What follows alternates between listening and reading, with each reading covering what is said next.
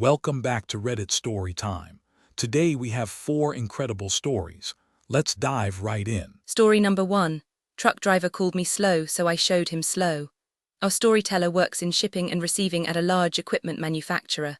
One day, a new truck driver from a regular supplier pulls in.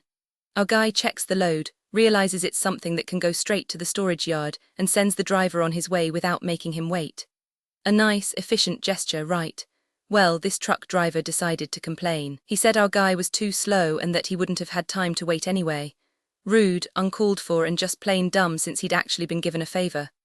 Well, the very next day our storyteller needed the material that was on that same driver's trailer. And boy, did he make a show of taking his sweet, sweet time. He pulled out every form. He double-checked every item.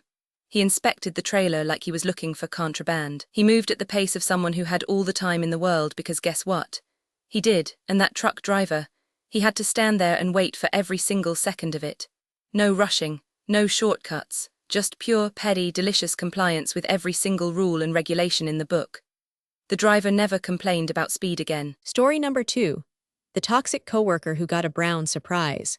This is the story of a 26-year-old woman working in a male-dominated field, which meant the women's bathroom was always locked and only a few people had keys. Her coworker, let's call her the office nightmare, was rude, blamed everyone else for her mistakes, threw people under the bus constantly, and reacted to any criticism like you'd stolen her firstborn child. Literally everyone, all 30-plus people in the workplace, had a run-in with this woman. Now our storyteller also has a medical condition that means she can't exactly hold it until she gets home. So here's where the petty magic happens. Whenever the toxic coworker was being particularly awful, our storyteller would use the bathroom and, in her words, leave some skids in the toilet. Not flush completely, just leave a little surprise. And because only a few people had keys to the women's bathroom, the toxic coworker knew exactly who was responsible. She couldn't prove it, she couldn't report it, but she knew. And every time she walked into that bathroom and found her little present, she'd have a moment of reflection about how she'd been treating people. Was it mature? No. Was it professional? Absolutely not. Was it deeply, darkly, hilariously satisfying? You bet it was. Sometimes the pettiest revenge is the most honest.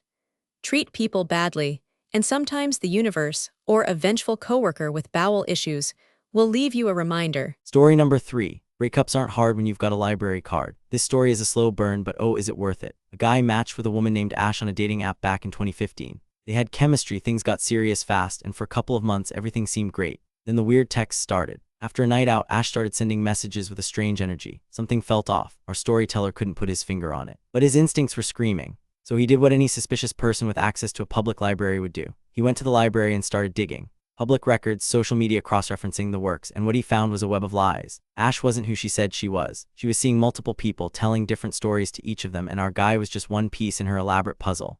Now, most people would confront the cheater. Have a dramatic blow-up and move on, but not this guy. He took his time. He gathered every piece of evidence, screenshots, timestamps, cross-referenced stories. And then when the moment was right, he sent it all to the other people involved. Everyone got to see exactly who Ash really was. The web unraveled completely. No drama, no shouting match, no confrontation. Just the quiet, devastating power of information.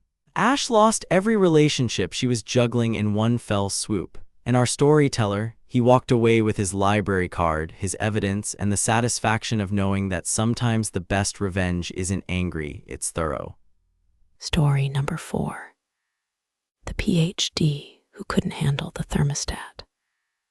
A small marketing company hired a pompous PhD whose only qualification was that he wrote a book about marketing. In his first week, he decided everyone was doing everything wrong, despite having zero actual experience in the field. He rubbed every single staff member the wrong way. But management loved him because he was a master BS artist who promised revolutionary results. This PhD was also particular about temperature. He liked his office warm, very warm, and since he was management's golden child, nobody could say anything about it. Our storyteller worked in IT, which meant he had access to things, including, it turns out, the building's smart thermostat controls. Now, PhD's office had a nice southern view. It got plenty of sun. And on particularly warm days when the PhD was being especially insufferable, our IT hero would make a small adjustment. Just a tiny tweak to the thermostat settings for that specific office. Nothing dramatic enough to be noticed or traced. Just enough to make the office uncomfortably warm. The PhD would complain about the heat, but nobody could figure out why his office was always so stuffy. The maintenance team checked the system repeatedly and found nothing. Meanwhile, the IT guy sat in his comfortable, climate-controlled office and smiled. Sometimes, the pettiest revenge is also the most technically sophisticated. You don't need a dramatic confrontation. You just need admin access and patience. That's all for today. If you enjoyed these stories, hit that subscribe button and ring the bell for more. See you next time.